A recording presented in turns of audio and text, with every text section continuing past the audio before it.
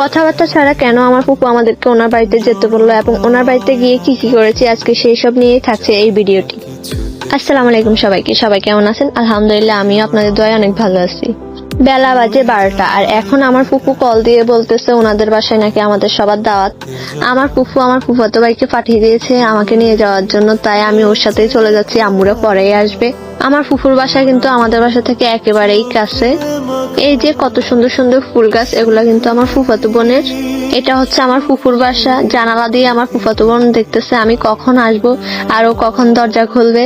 এখন আমি চলে যাব বাড়ির ভিতরের দিকেই। আমার ফুফাতো বোন কিন্তু ক্যামেরার সামনে আসে না, তাই ও দরজার আড়ালেই দাঁড়াইছিল, কারণ সবাই পছন্দ করে না ক্যামেরার সামনে আসতে। আমার ফুফু আমাদের জন্য একটা বড় চীনা হাঁস জবাই করছে। এই যে দেখতেছেন এত বড় মাছ, এটা ক্যামেরায় ছোট দেখা গেল, এটা কিন্তু অনেক বড় একটা মাছ ছিল।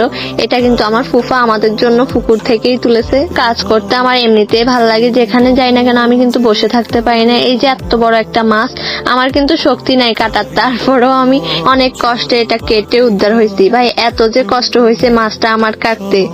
মাছটা কাটতেছিলাম আর মনে মনে নিজেকে বলতেছিলাম, হাল ছেড়ো না বন্ধু। কেন জানি না পলাশ ভাইয়ের সেই ডায়লগটাই আমার মাথায় ঘুরপাক খাচ্ছিল। মাছ কাটা শেষ করে আমি পুরো বাড়িটা ঘুরে দেখতেছিলাম। এই যে দেখতেছেন কত ফল ফুল আর এই ছোট্ট পাখির বাসা, এসব মিলিয়েই কিন্তু আমার ফুপুর বাড়ি। এই যে এটাই হচ্ছে আমার ফুপু। আমার ফুপু কিন্তু আমার আব্বু আর কাকার একমাত্র বোন।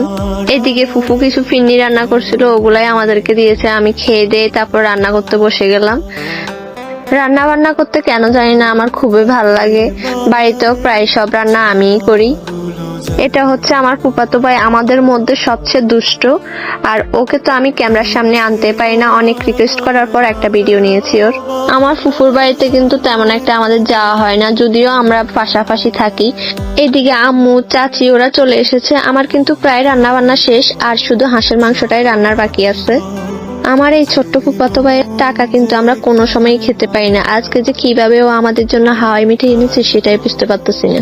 রান্না বান্না শেষ, এখন আমরা সবাই খেতে বসে যাব। আমার ফুফু কি কি আইটেম করেছে সেটা আপনাদেরকে দেখাচ্ছি। প্রথমে হাঁসের মাংস, ডাল, মাছ ভাজি, মাছ রান্না করেছে, মাছ ভুনা করেছে, ডিম ভাজি করেছে। অলরেডি 4:04 বেজে গেছে। আমরা যেহেতু আসতে অনেকটাই দেরি করেছি, তাই একটু রান্না বান্না করতেও দেরি হয়েছে।